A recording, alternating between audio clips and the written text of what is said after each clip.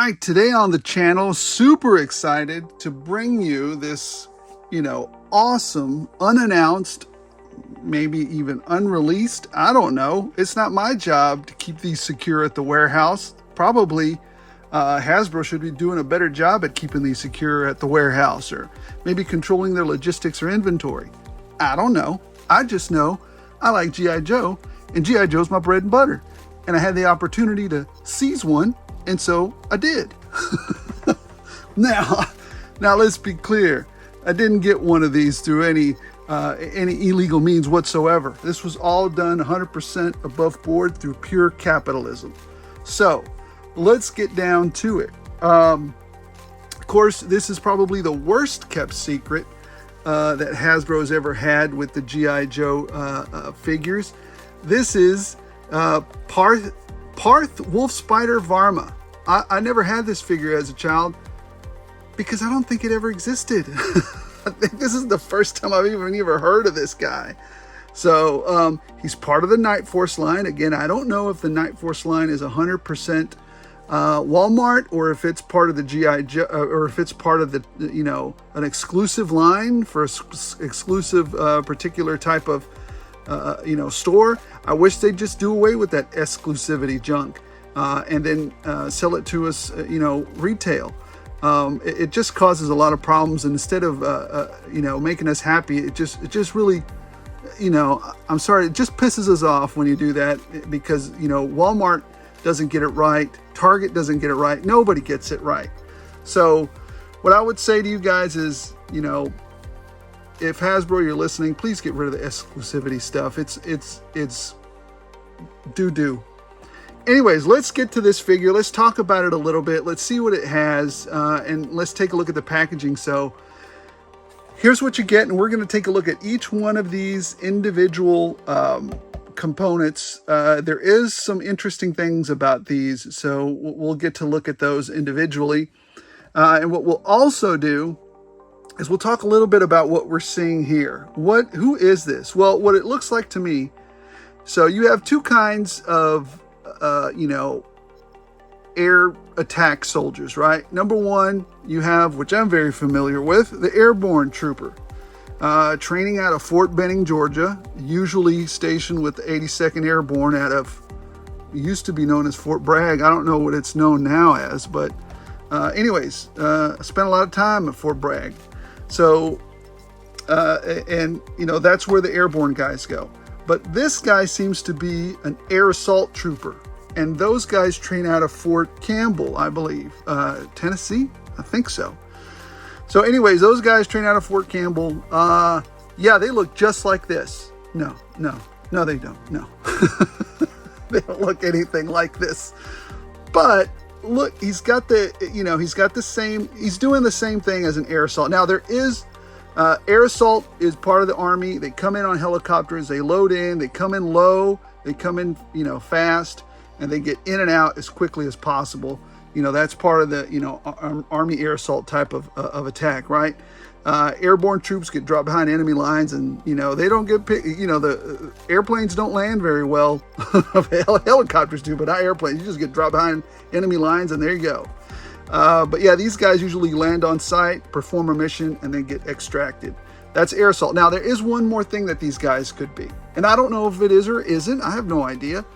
And that is, let me start off by saying, every branch of the military pokes fun at each other.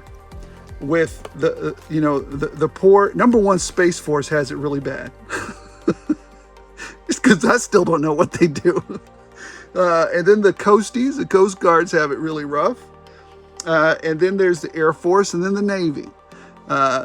Army and Marines pass the time making fun of those guys, but in a lighthearted, fun way. We all have an important job to play and an important role to play in the defense of this country. So, and usually we don't tolerate other people making fun of them, because they haven't earned that right.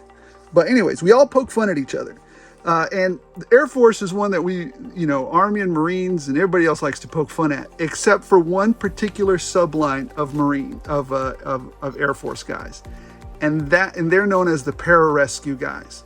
So the PJs, you don't want anybody, if you see the PJs coming to rescue you, you know you're in good hands. You know those guys train harder than most Army or Marines put together. Those guys train hard and they do their job, and they extract pilots, and they extract usually just for pilots, but sometimes they'll go do whatever, hey, whatever the mission needs to get done, they'll go get it done.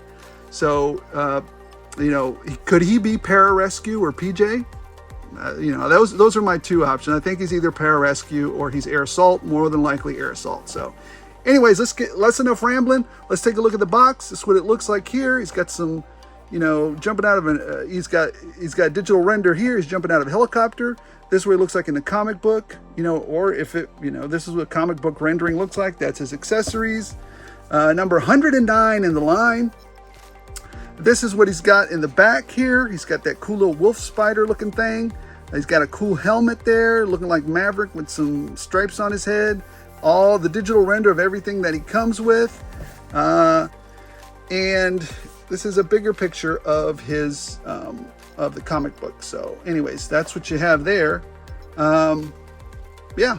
So probably going to keep this box for now, just for, you know, reference purposes. So I'll put it to the side. Now let's get to the figure. Let's get to what everybody came here for. The figure man. All right. What do I think about it? Just initial impressions. I think he looks cool. I mean, but then again, you know, I love G.I. Joes. I think he looks great. I think he's like a, you know, like I said, kind of like a souped up, you know, pararescue or air assault guy that's you know, that's ready to take on the world. Now, I don't know about this yellow stuff. I mean, a lot of, you know, I don't want the enemy, I don't want to stand out with neon yellow while I'm rappelling from a helicopter, so the enemy can get a clear shot at my internal organs. That's not what I'm about. Everything else is fine except these yellow marks on, you know, on the helmet and on his body. I would not be okay with that. This looks cool. You could go into battle with that. I'd be all right with it. Only a more subdued color. That just look awesome.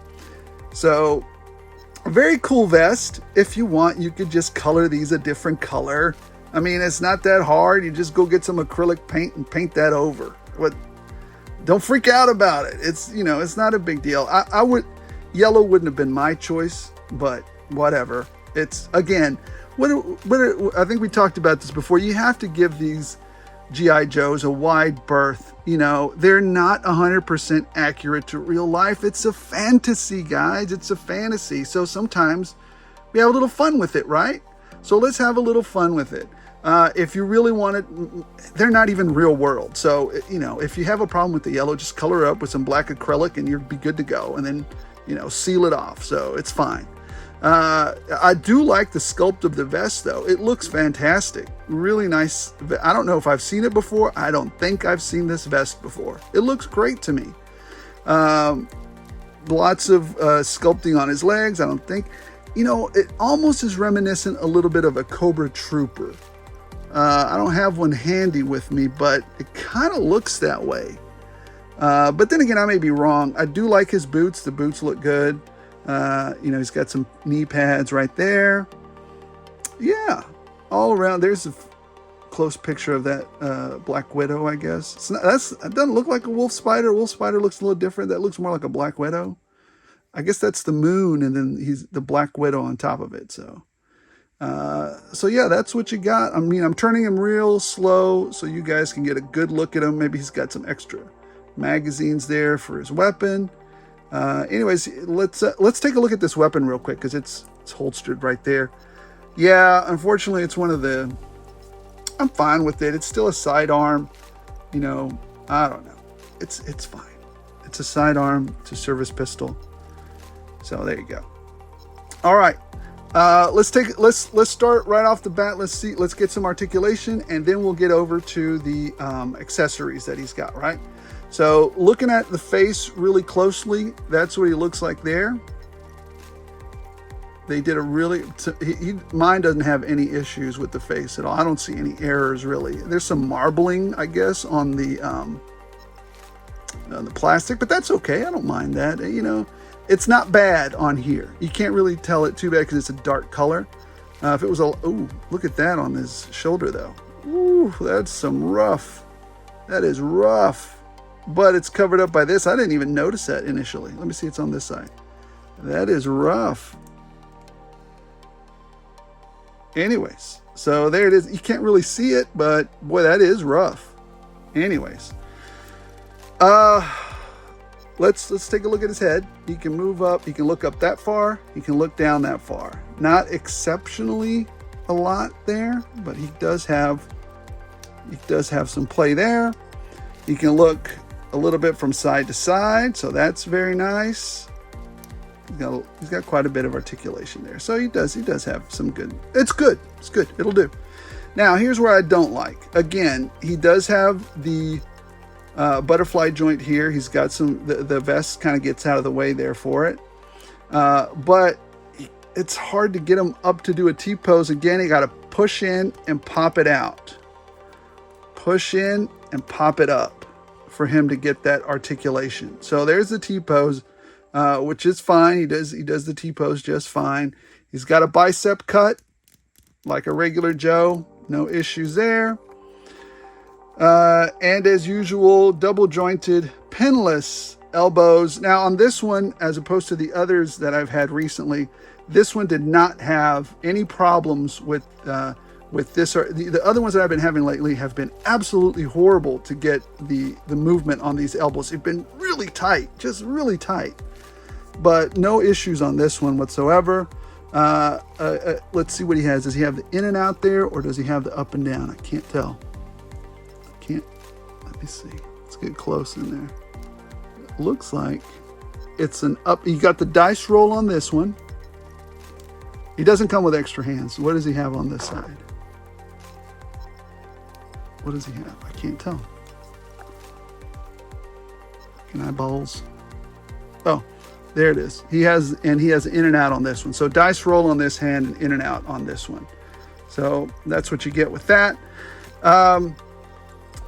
Here's another issue with it. This vest is so thick that he has very limited crunching. He has some ability to go back, but the crunching there's no real crunching there. There's no real, it gets in the way a lot. So, but that's, I mean, we've seen this before. Let's see, what else do we have here? Can he turn? Yeah, he can do a little bit of that. It's got a little bit of emotion there. So there's that. Now, again, on the other Joes, when I first would move them like this one had zero problems. I could feel the peg inside giving and allowing me with just enough friction to turn him. So there was no issues there with this one. Very easily able to do that. Drop down hips, just like every other Joe. He does have a thigh cut, double jointed, pinless knees. He does have a boot cut, and he does have an ankle pivot with a hole at the bottom, just like all the other Joes. It goes down that far, comes up that far. That's really good. That's very, very nice. Same thing on the other leg, same thing. And these seem to be staying a little bit better than the other ones. This one, although it does keep going up and down, but anyways. So that's what you have with the figure there. Let me drop his arms there to the side. And let's see what else. You know what? Before we forget and before we move on, what I'd like to do is get some immediate size comparisons with some other Joes or some other figures, right? So let's see what he looks like standing next to maybe something that hopefully everybody has. Hopefully you didn't miss it. A Daredevil. So where he stands next to a Daredevil from the Marvel line. About the same height as Daredevil, right? So that's what you got there. Let's look at Mr. Destro. That's where he lines up next to Destro. Destro's usually one of my taller guys. He's about the same height as Destro. Look at that. Destro might beat him by a little tiny bit. I don't know. And let's do, what else? What other one can we do? Bat. Let's stand him next to my custom painted bat. Let's see what he looks like there. Oh, the bat's got him beat by a bit. Only a little bit. So that's for some quick size comparisons there. All right, so now that we've done that, let's take a look at some of the accessories he's come with, because those are interesting. Very, very interesting. Number one, he comes with this helmet, which is very gummy, which is actually a plus. Now, what I had to do, I couldn't actually put this over his head because it was causing me a lot of trouble. So I actually popped his head out and then put his head in through this, because this opens quite a bit, and then just slid his chin into it instead of going this way, because it caused a lot of issues going that way. But yeah, this helmet is very gummy, super gummy. This does articulate up and down, so you have that. But it is, you got to be gentle with it because it will pop off rather easily. And that, that's the color that you get there with it. So I do like this helmet. I think it's a great accessory, and I like that it's a little gummy, so you can play with it, and it gives you the opportunity to do more stuff with some of the other characters, right? So yeah, I really like this helmet. That's great. I don't know what kind of sci-fi ninja stuff this is, though. What is this? I don't know what this is. It's a rebreather from the year 2045. I don't know. He's got one eye that he can see out of, and the other eye I don't know. It looks cool, though. As a mask, it looks very nice. It is what it is. It's a mask. It looks cool. I don't know what it does. Looks like a rebreather, like I said, and it's got some capabilities for night vision. So I dig it. It's fine. And then you also have this weapon, which this is not my favorite weapon. It looks a lot like the one that we got with Falcon, I think. I think it was Falcon. And that one was a piece of junk. But this one seems to be holding up a little bit. No, see, look at that. It just came apart. Oh, it just came apart again. See, I hate this weapon. Oh, I hate this weapon. So I'll definitely be replacing this one with some from my other action figures, because this weapon, Hasbro, stop with this weapon or redesign it. It's poo-poo. All right, the other interesting part about this is he comes with a backpack, and this is the one thing that I didn't like. The backpack refuses to really plug in. It gave me a fight the entire time. So what I'm going to have to end up doing if I want to use it is definitely putting some sticky tack around here to give it more grip, so that it would stay in the back there. So he's got a couple of canteens there. He's got some, I like that they've added some color to it. He's got this radio antenna there. He's got a couple of canteens, some rope. I like that they added some color. So that's nice. I probably added the wrong color again with the yellow. But anyways, the green is fine and the gray is fine. Maybe some black and silver, or touches of dry brushing, or maybe some washes would have been better, but I don't know. Good, nice backpack. Fail on this peg because it won't stay attached. So there's that. He has man, this is the biggest knife. It almost is like a machete, this thing. So, but it is pretty big, and hey, it's a knife. It's got serrated edges and maybe something for cutting rope. Because this is the first G.I. Joe that I've seen comes with the soft rope. So he comes with this, a soft rope, which you can maybe hang him off of. So air assault. So there you go. That's the other accessory. So we've covered all of it. There we are. That is the worst kept secret by Hasbro. Wolf Spider action figure, Parth Wolf Spider Varmint.